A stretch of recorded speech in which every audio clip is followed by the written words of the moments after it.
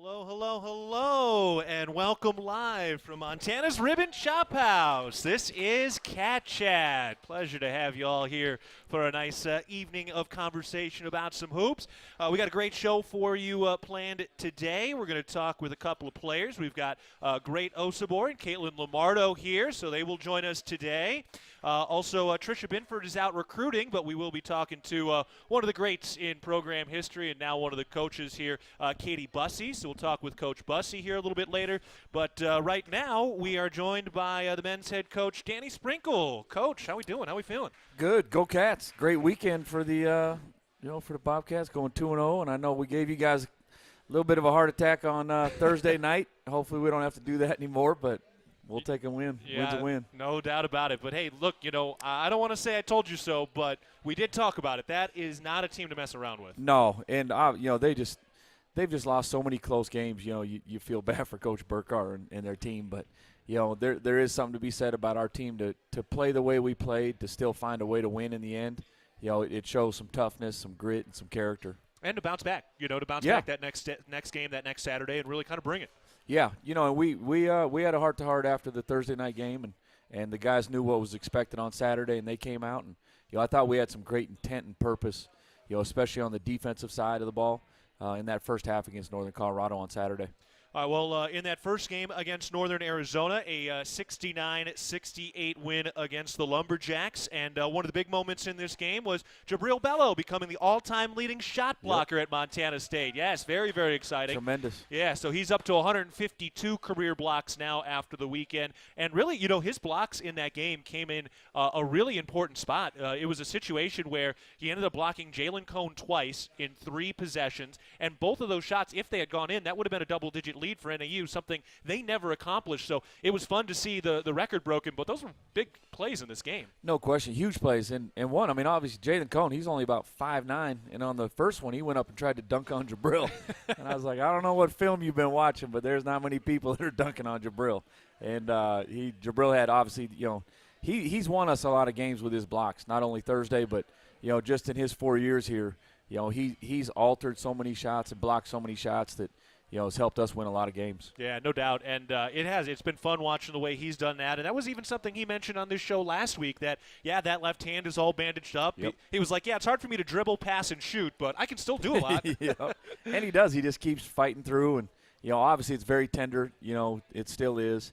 But that's just Jabril. He's a warrior, and nothing's going to stop him the next, 30 days. Yeah, no doubt. Also, Nick Gazales had a couple of big buckets in this game. Huge. Nice to see Nicky G kind of step up. I mean, that 4-point play he had at the end of the first half, that took a 7-point game to a 3-point game. Had to be nice to see him knock down a couple shots in this one. No question, and that's what he's capable of doing. That's what he does. And it's good to see him. And we're going to need him to make a lot more shots, coming down the stretch, because he's a guy that can make 4 or 5 in a game.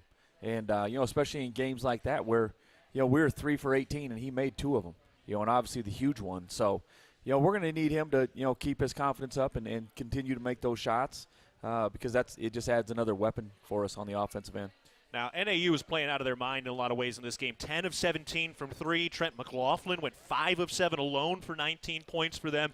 But it felt like every time they were making a run, you at least were able to kind of slow it down, even if you didn't totally stop it. And one of the big windows in this game felt like kind of midway to the later stages of the second half, Raekwon Battle seemed to really assert himself in a couple of those moments, kind of get himself to the line a couple times, make a couple of really high degree of difficulty shots. What did you see from Raekwon Battle in the middle to later stages of that second half? Yeah, he got to the mid range a couple times, and made those shots, and then obviously getting to the rim, where he's just he's terrific around the rim and drawing fouls if he doesn't getting and ones, and so and when he gets to the free throw line, it's almost automatic.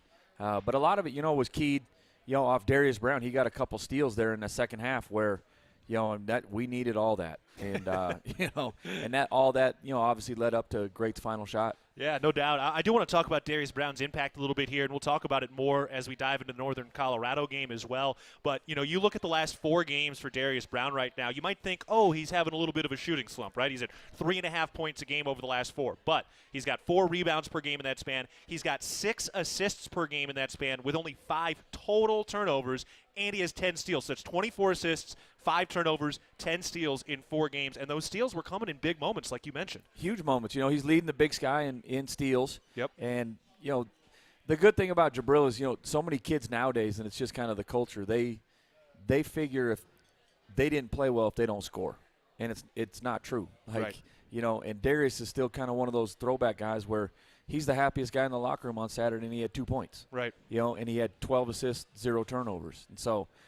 He's about winning, and he's about his teammates, which is, it's made us a lot better team too. But it's always fantastic having, somebody with that mindset, especially at the point guard position. And, to even hit big shots even when shots aren't falling for him early, right? So he starts this game 0 of 6, Yep. but his only field goal was in the final minute to put you all down by 1. So, he still is hitting shots, even if they're not a lot of them, in really big moments, to have confidence like that. Huge shots. He did it at Montana. He did it at NAU. He's done it so many times. And, with his experience, he's played a lot of college basketball. And when he has the ball in his hands like that enough, he knows when it's time for him to kind of take the big shot and make the big shot. Now, we're going to talk about Osabor's bucket at the end there. We're going to talk to great Osabor in a little bit, too. But, before you even got an opportunity to get into that spot, there was a big steal there from Jalen Cone. And that was Bello kind of stepping out and guarding on the perimeter, Tyler Patterson being in the right spot, even though he wasn't knocking down shots. Tell us a little bit about that steal and that defensive moment. Yeah, we were we were down 1 at that time. Yep. I believe. And they had the ball. Yeah, and they set a high ball screen for him. And he's so quick, he's really hard to guard. And the whole key to the play was Jabril. Jabril did a tremendous job, guarding Cone and sliding his feet. And I think he kind of knocked it away a little bit, and then it, popped out of Cone's hands right to Tyler, which was perfect. And then Cone fouled him. So obviously Tyler made the 2 big free throws, which were huge. But, if Jabril doesn't do his job in ball screen defense, we don't come up with that steal. And another big play, game-winning play that doesn't show up in the box score. Yep, exactly. Kind of like what we talked about at Sacramento State. Yeah. Jabril, his effort and his energy, that day just propelled the team. Now, and Patterson gets credit for the steal in that moment. He's the one who gets the foul. Yep. He's got to go to the free throw line with his team down 1, final 30 seconds. He's been struggling. He's 1 for 5 in this game from 3, but he still comes up and knocks down those 2 big shots. That is some impressive mental fortitude in a moment like that. No question. That's, we've been talking mental toughness, for a couple weeks, and, that just shows it, and obviously he's one of the elite shooters, I believe, in this conference, and, it's only a matter of time before he really breaks out, like he did on Saturday, and once he does that, it takes our team to a whole nother level. No doubt. Well, we'll talk a little bit more about that. We'll talk about Saturday. We'll talk about great play at the end of that game. Yeah. But first, we're going to take a break. So we're stepping aside. We're sitting at Montana's Ribbon Chop House, and this is Cat Chat presented by Learfield.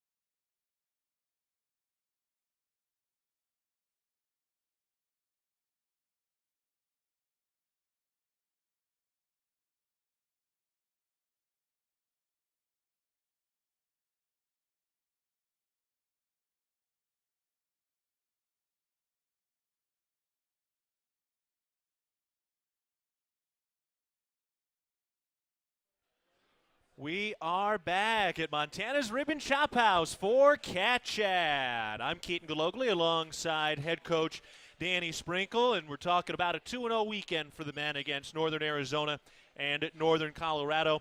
All right, Coach, we're going to talk with Great Osobor here in a little bit, but I do want to talk about that last play, that final play. You got Darius Brown kind of that free throw line. Bello and Osobor were set up, and Osobor was able to score down to that left block, and it did kind of look like this was a play, this was a space on the floor he had really excelled at. I think he scored like 3 or 4 times from that spot before that game-winning shot. Yeah, when he catches the ball on the left block, I mean, he's really hard to handle, and teams have figured that out this year. And it doesn't matter how you want to guard him. He can go middle, he can go left, and he spins. He's really quick, and he's got such long arms. He can reach around the guy and just shoot over it. And so, it was a great play by. We wanted to either get Darius into the middle of the paint or set a ball screen and then have Jabril and Great ducking in, which one of them's always going to have an advantage. And so, Darius made a great swivel pass to Great, and obviously he had a tremendous finish. Yep, and now it still wasn't over yet. Still had to get that stop against Jalen Cone. Tell me about how you guys tried to draw that up. What did you need to do to kind of slow Jalen Cone down in that moment? Yeah, we wanted him to, obviously we knew they were going to throw it to him, and they had to go the length of the floor. And kind of the key is you want to try and make him change direction twice. Yeah. And Robert Ford did a great job cutting him off once to make him go one direction. And then Caleb was kind of in the middle, and he kind of split through there. And luckily he didn't pull up for a jump shot, and he got the shot off late.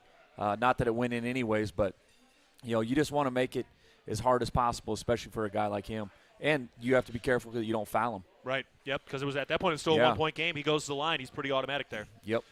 So Osobor in this game, he had a great contest. His numbers have been great over the last couple of weeks. It's fun watching him play and watching him and Jabril Bello kind of go to work. Not too many teams have guys like this in the country. One guy setting records, another guy kind of hunting him, huh? Well, no, exactly, and that's my expectation for Great is, obviously he's been very efficient all year. The only time he really hasn't been is when he's in foul trouble. And so, he's going to be a huge piece to our success the next 2 years. And like you said, hopefully he's hunting down some of Jabril's records, over the next 2 years, because he's more than capable of doing that. Yeah, pretty special to have those two guys. I thought one of the lineups that really stood out in this game was when you had Ford and Brown in the backcourt. Yep. You had Bello and Osobor in the front court, and you got Raekwon Battle roaming around. That is a heck of a five to have on the hardwood. No question. And we can throw out so many different lineups. That's what it's kind of fun to see. Kind of we can put Nick Gonzalez out. We can throw anybody out there, and so we can go small. We can go really big and play Caleb at the 3 like we did against Montana. And it just shows how versatile our team can be. Because you have to play so many.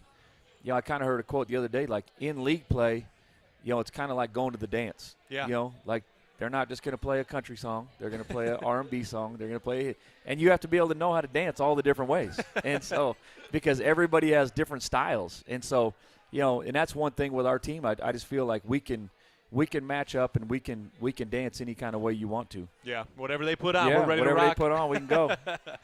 Great might be able to dance to a little country music. He might be we'll ask him how good at country line dancing he is, if he's picked it up yet here. If not, he's got a few more years to figure it out. Exactly. All right, coming up this weekend, trip to Weber State and Idaho State. Now, Weber State's been playing really, really well since we saw them here. They did come up short yesterday at UNC, at Greeley against Northern Colorado. Tough game. They had the double overtime on Saturday at Pocatello. Then they go there for the late 9 o'clock tip on Monday. So they did lose that game, but still tell us a little bit about this Weber team and what we look for in this matchup on Thursday. Yeah, I mean, really good offensively. They play with great pace. They got, good guards that are aggressive. They can shoot it. They can attack. They can put a lot of pressure on you. And then obviously they have Dylan Jones, who's had a tremendous season.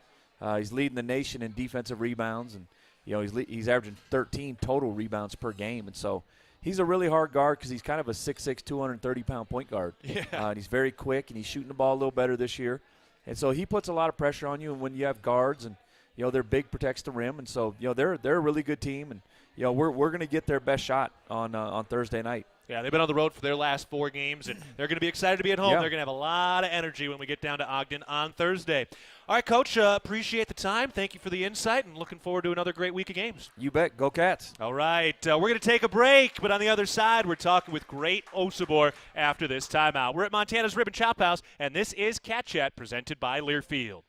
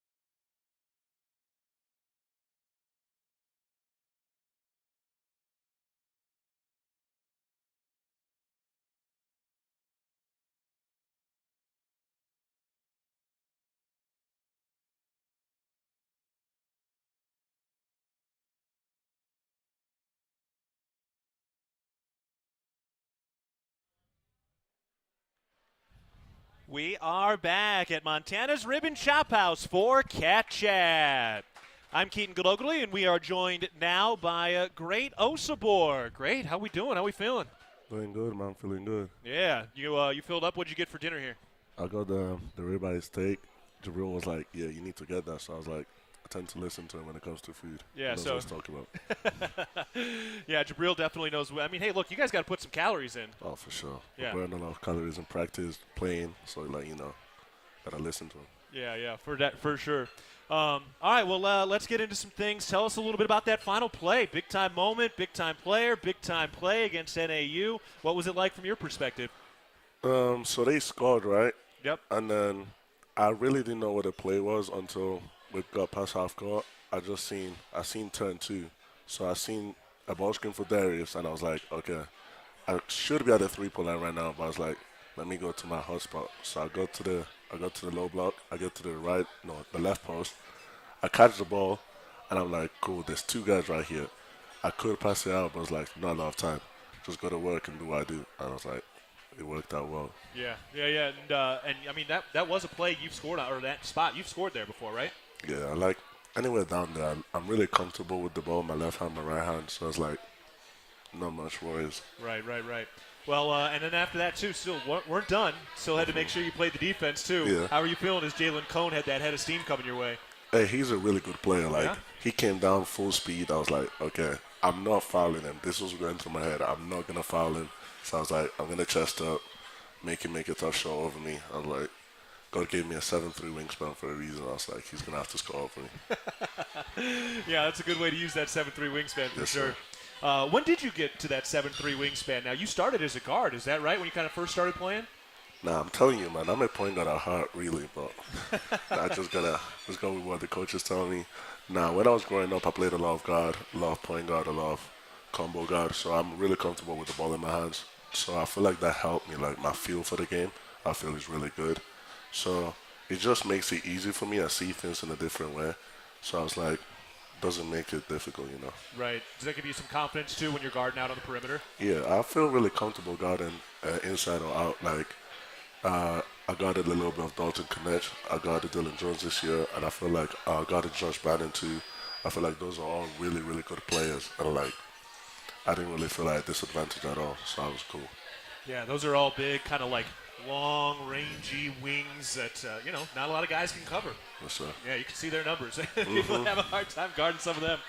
I want to talk about your overall evolution of the season. You're a sophomore now. You're getting more and more playing time. What's it been like for you this year? I mean, how do you feel like you've grown and gotten better on the floor this year?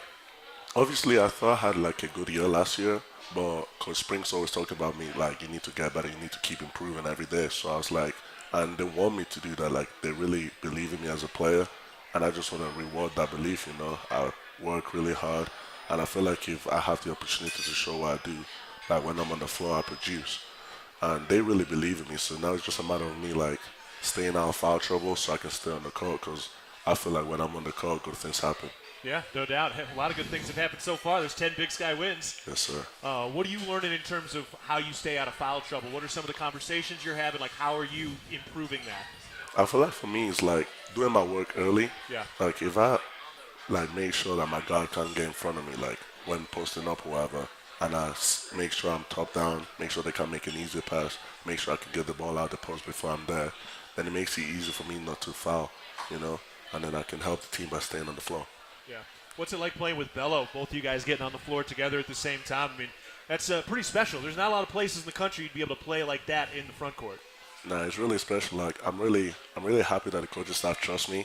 And it's like, obviously, I feel like I'm very skilled. So me and Jabril are both really skilled big guys.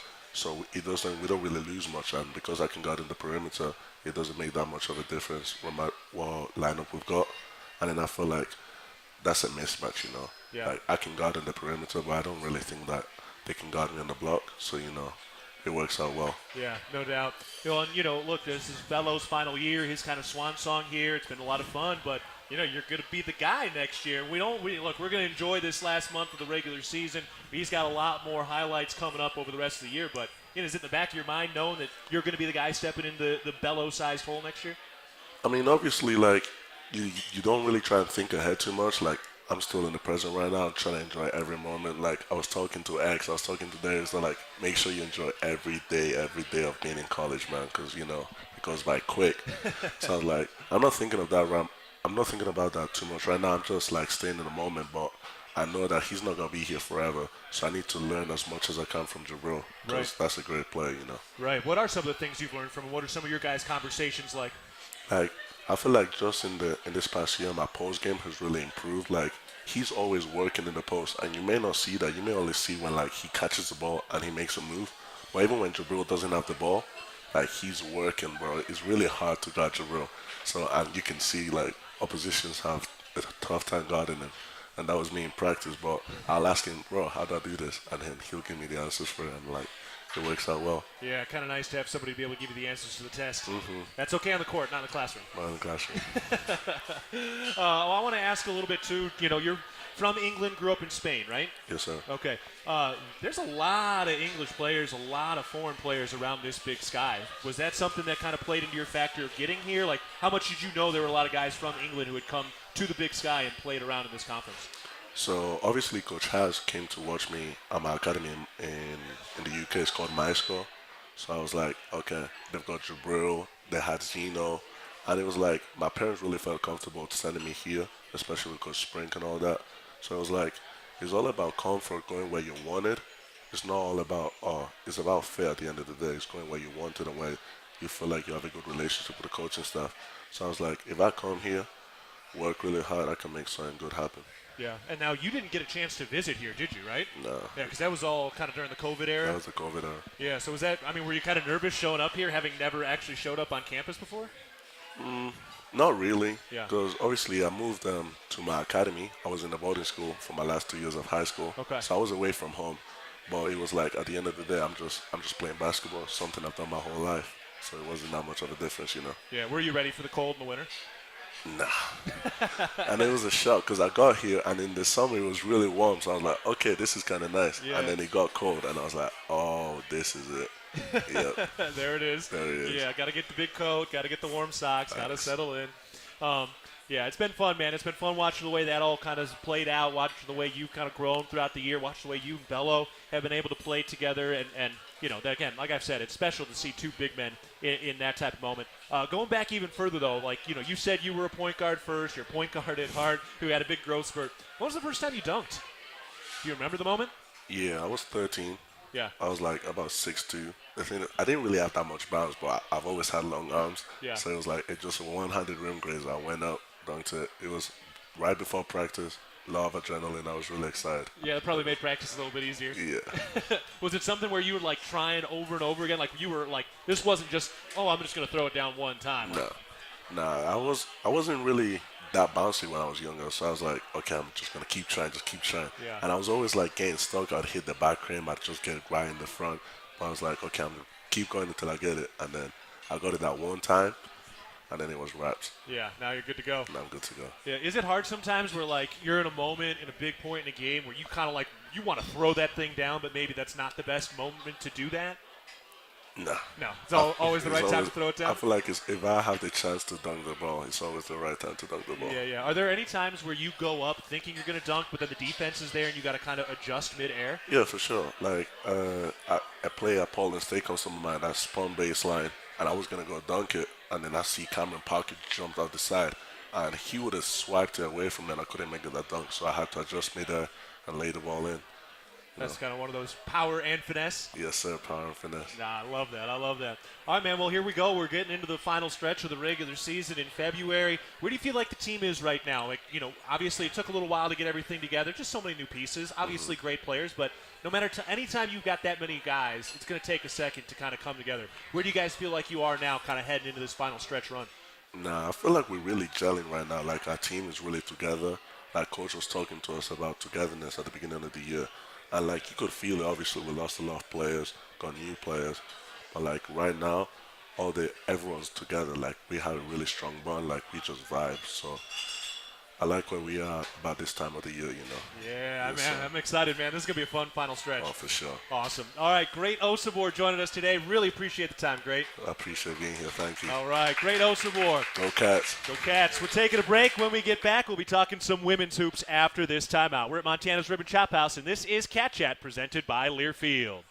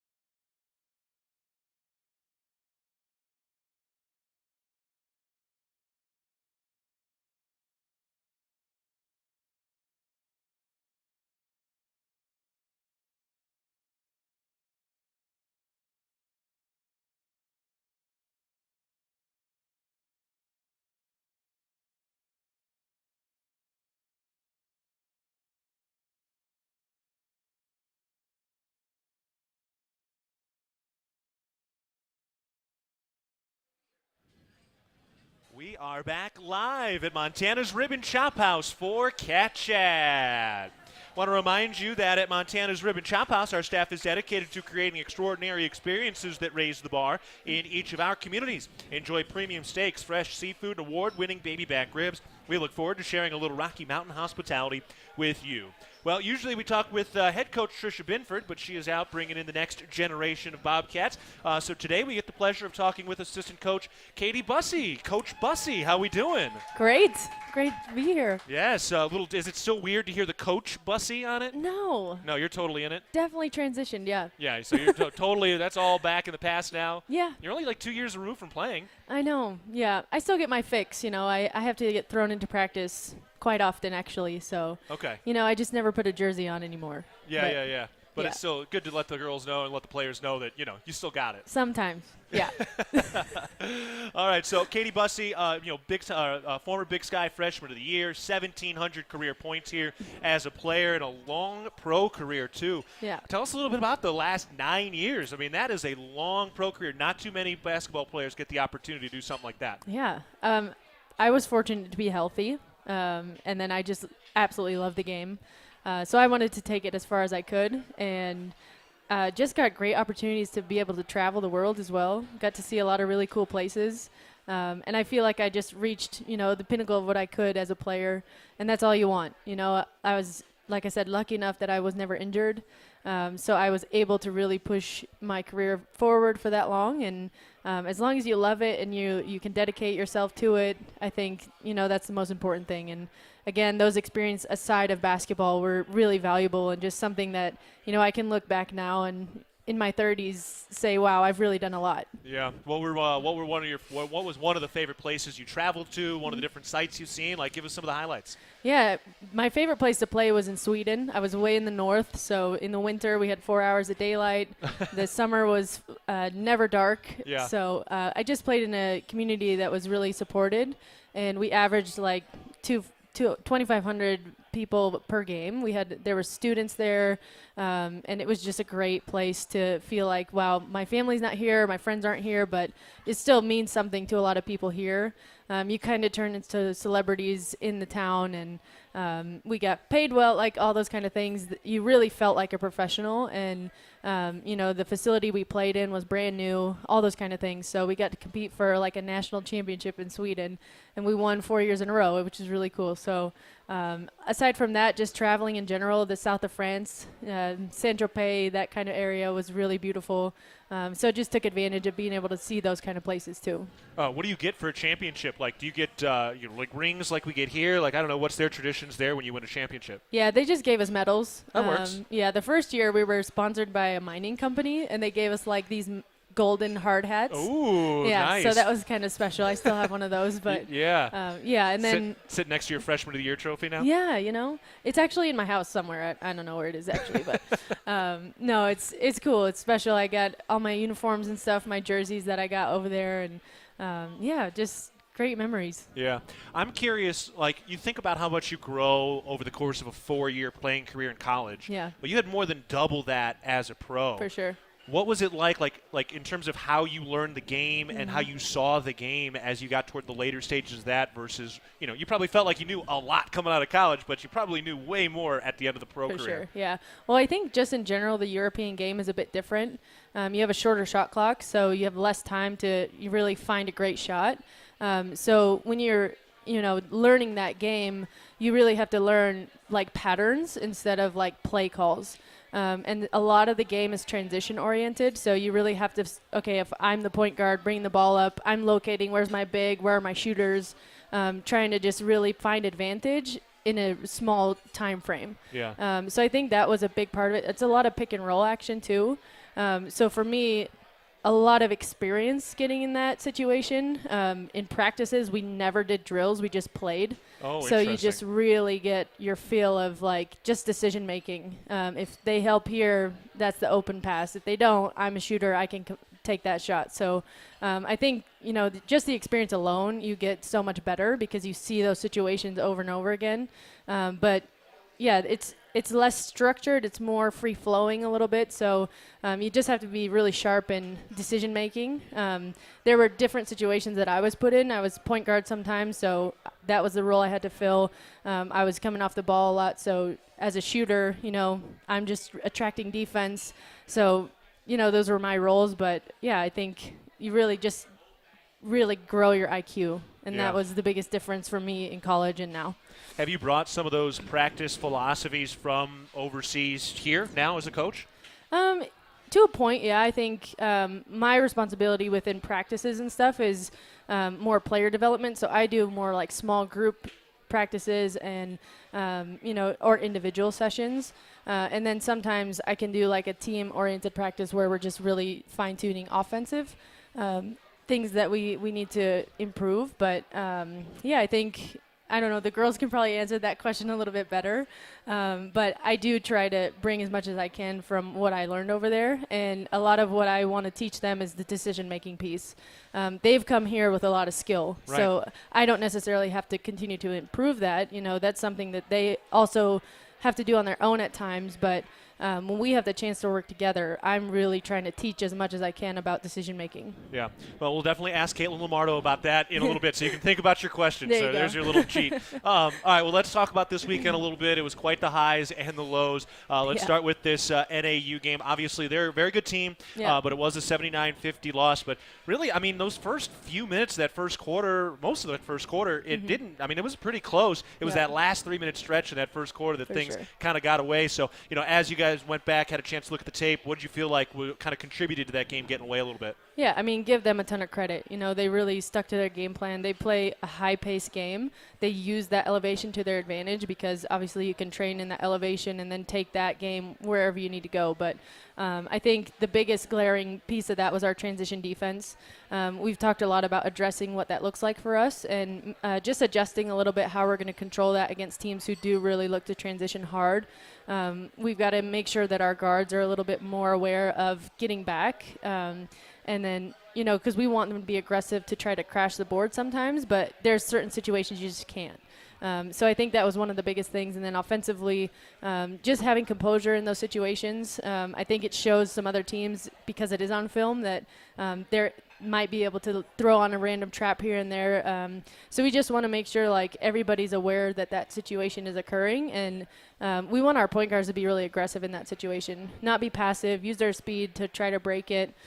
We keep less people in the backcourt so we can really get the ball up the floor quicker and then just get into our offense as quickly as we can. Now, nobody wants to lose like this, and that part stinks. But at the same time, you're still in first place after this loss, and you still got to go back to work on Saturday out in Greeley. What's it like? What's the process like trying to kind of flush that game and make sure everybody's focused for the Saturday game? Yeah, I mean, I think it's part of the season. There's ups and downs. You can't get too high. You can't get too low. We always have to learn from every game, a win or a loss. And I think our girls responded really well against Greeley. I think, we just took those things that we needed to address, but we can't dwell on that loss. I think, just have a short memory, move on from it, and just make sure, there is a chance we see them again. And, we got to be ready for what we might see. And we will face more teams who do play well in transition. So just making sure we use those lessons and we move forward from that. So getting into that game in Greeley, and look, needed to win that game. Otherwise, you're tied for first place. So you get this win, go to 9-3 in the Big Sky, because you actually did get a little help from that team over the hill there. Montana beat NAU on Saturday, and they've been rolling since you guys beat them. And that's going to set up a big game here in 2 weeks, but we're not going to look too far ahead. We'll deal with that next week. But, they're right there. You stay in first place. You get this 80-60 win, and it felt like right from the start everything was different. I mean, Caitlin Lamardo knocking down that three 3 seconds into the game. That had to be a nice lift. For sure. I think from the start, you see our confidence is there. We learned our lesson, and we just move on. We have to play the game we're in. I think that's the most important thing. We can't just look, too far ahead or behind. Just make sure you're playing the game we're in. I think, everybody responded really well. Obviously, it wasn't a perfect game either. But getting those first shots to go down early, that gives us a lot of confidence. And we just like our matchup against them. I think they do play a zone defense a lot, but there's ways to make sure that we make them match up, and then we get one-on-one. So Caitlin had KJ. That's weird. I don't like calling you Caitlin. KJ hit a three from right off the bat, and then, they have to be aware of that. So then it opened up a lot inside, too. We had a really good inside-out game going, and I think, just did our thing, which is good. Yeah. Caitlin Lamardo, KJ. Yeah. Tell us a little bit about what she's been doing. She hit 4 threes in this game. Tell us a little bit about her journey over the course of the season, where she's grown. Yeah. I mean, KJ is super steady for us. She's so consistent on the defensive end of the floor. We always look at the plus-minus, and she's always in the plus, unless we lose a game. But, I think, that's really what she brings is even if there's games where she's not scoring a lot, she's going to be there defensively. She's going to disrupt everything. She's going to have a lot of steals or deflections, things like that. She isn't really in any kind of a mismatch situation. We have a switching defense that we go to a lot, and she's really good about not getting buried in the post, all those kind of things. And you can counter her for a shot all the time. So that's, how our offense is structured. We want to play through our bigs. We play through our point guards a lot, but we have to have shooters on the floor to allow them to have that space. So I think that's one of our biggest gifts, and, we try to get her involved as much as we can. And I think she does a great job of just staying ready in those moments and making sure she's looking to knock down those shots for us. I'm curious, Danny kind of mentioned that, on the men's side, there's just so many different styles of play in this conference. Do you feel like that's the same on the women's side, or there's some more? Is it the same on the women's side, or is it a little more cohesive or whatever? I think so. I think, we have teams that we scout that we're like, okay, we've seen this action from these teams, and then we have this different action that we see from these teams. It just kind of depends on personnel. There's a lot of great players in this conference, so like Idaho, they'll run everything through their big Beyonce B, and you then have Sac State, who basically plays through their point guard, those kind of things. So I think one of our biggest strengths is our depth, and not anybody can match that in our conference. So I think, it is a lot of different styles, but we don't really want to change who we are. We just want to make sure that we're prepared to face everybody and do what we do. Yep. So. Hey, and what you do right now is sit in first place, sitting as the queen of the hill for now. Yep. Got to fight off all the suiters. Yep. Awesome. Well, Katie Bussey, thank you so much for the time and the insight. We really appreciate it. Thank you so much. All right, assistant coach Katie Bussey. We're going to take a break, and when we get back, we'll have Caitlin Lamardo joining us. Universal Athletic has been a proud supporter of Bobcat Athletics for over 45 years. Shop their great selection of Bobcat apparel and accessories for all your game day needs. Shop in-store at their North 7th Avenue location or online at shop.msubobcats.com. Go Cats! All right, we are at Montana's Ribbon Chop House, and you're listening to Cat Chat presented by Learfield.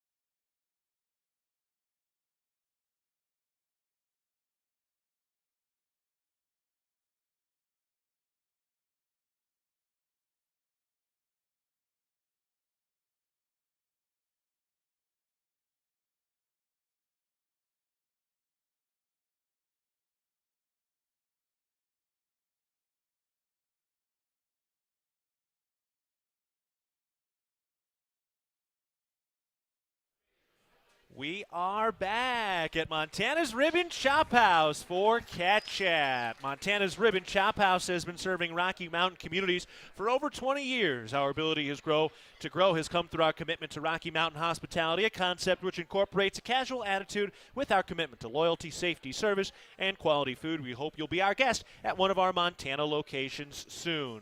All right, I'm Keaton Galogly, joined now by third-year junior Caitlin Lamardo, a.k.a. KJ. How we doing? Good. Thank you for having me. Absolutely. So we're in our final segment here, getting ready for another great week. But Caitlin, you're from New Mexico, third year here now, a lot of experience here, but Silver City, New Mexico, I don't think a lot of people have heard of your hometown. Yeah, no.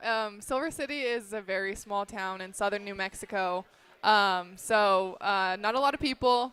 Not a lot of exposure for women's hoops, men's hoops. So, yeah, pretty small, but glad I'm in Montana now. Yeah. So when did Montana State kind of get on your radar? Yeah, no, so it was my sophomore year. I was actually at U of A, University of Arizona, and Sunny Smallwood, she was an assistant coach down there.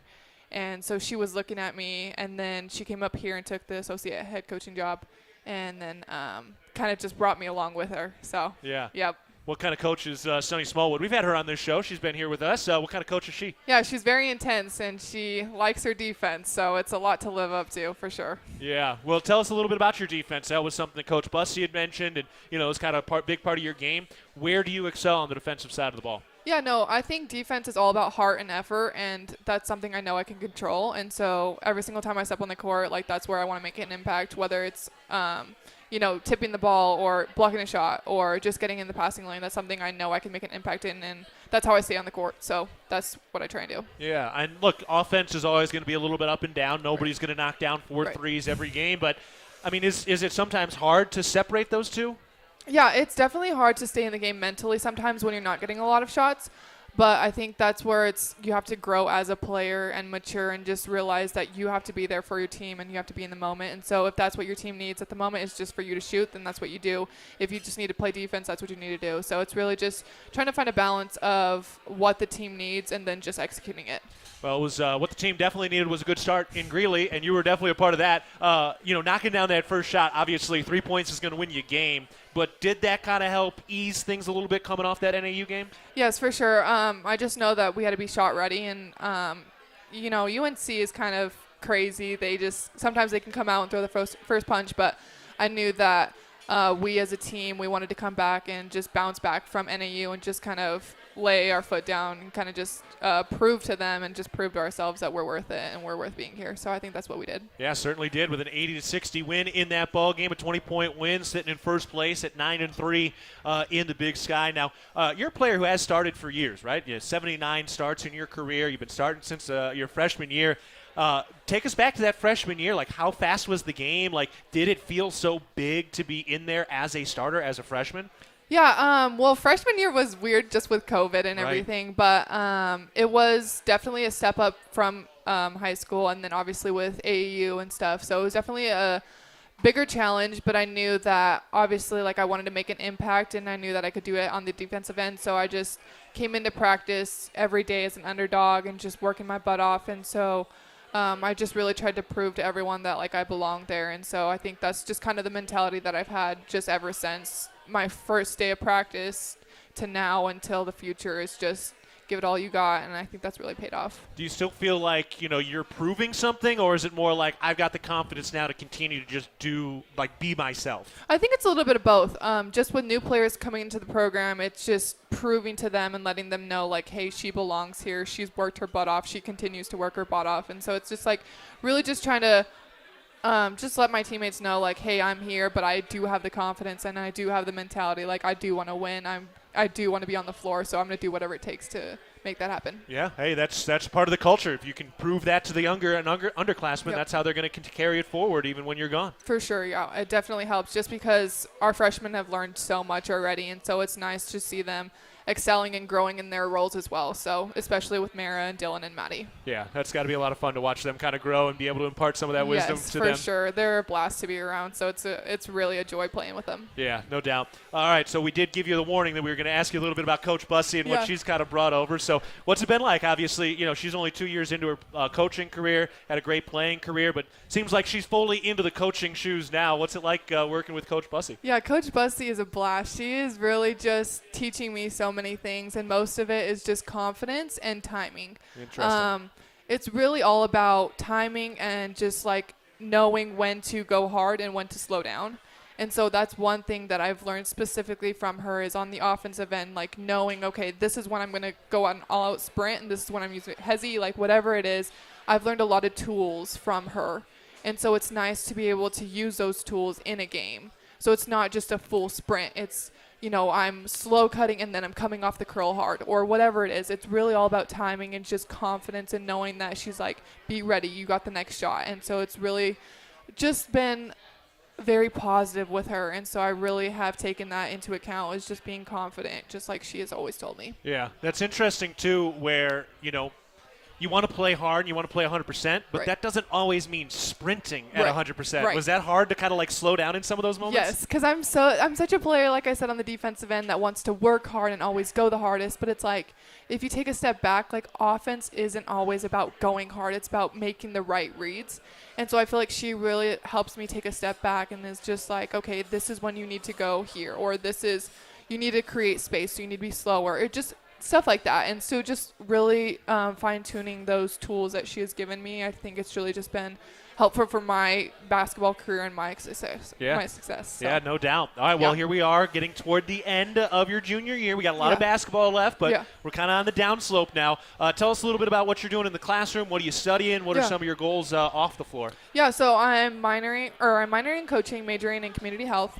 I think as of right now, I do want to graduate with 4 years and then maybe pursue PTA school, which is physical therapy assistant school. I really am passionate about helping people and helping individuals, and so I think that injury rehab and stuff like that is something where I can really excel in that, and so I think that's something that I am looking forward to in the future. Nice. So you want to stay in sports then? Or? Yeah, either in sports or just in people in the community. I love interacting with other people and just learning about other people, so just something that I know that I can help them and make a difference in the world. So, yeah. Where do you want to go after college? Like, where do you want to live? You want to go back to New Mexico? You want to stay out in Montana? You want to find something new? I don't know. I have enjoyed Bozeman, and I think it's good just to get out. Like I said, getting out of New Mexico was probably the best thing I could have done. So I don't know. I guess it's just going to be where the wind takes me. So. Yeah, we got a lot of games, a lot of tip-offs before, a lot of Oh, yeah, practices. for sure. A lot of For scouts, sure. a lot of Yep. flights, all that Yep. before you get to that We got a point. lot of championships, so Yes. we're waiting for it. Yes, indeed. All right, well, if you want another championship, you got to keep winning. That's coming up this weekend. Yeah. Weber State and Idaho State, y'all are at home on Thursday and on Saturday. Tell us a little bit about what to look for in this Weber game coming up on Thursday. What kind of team are they? Yeah, they're definitely just attack-minded. So I think it's just really going to be about executing our game plan, just being physical early, physical all game long, and then obviously, like Coach Bussey said, just being ready in transition and, just being strong with the ball. So we're excited for Weber, and then obviously for Idaho State, we're ready just to put the clamps down on them too. Yeah, excited to be back at home and playing for these fans? For sure. Montana State's the best. So Yeah.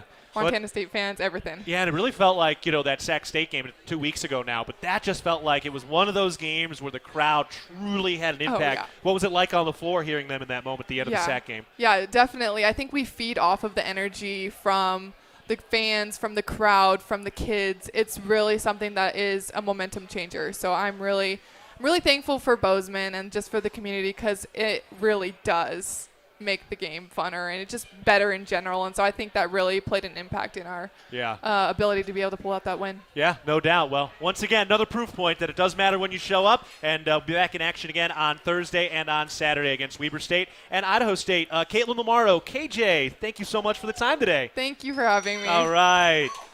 All right, so I want to thank everybody who was on the show today. Thank you, head coach Danny Sprinkle. Thank you, Great Osabor. Thank you, assistant coach Katie Bussey and Caitlin Lamardo as well. Will Gordon has been our producer today, and this is Keaton Galogly saying so long from Montana's Ribbon Shop House. We'll be back next Wednesday next week at 6:30 at Montana's Ribbon Shop House. Until then, go Cats, and this has been Cat Chat presented by Learfield.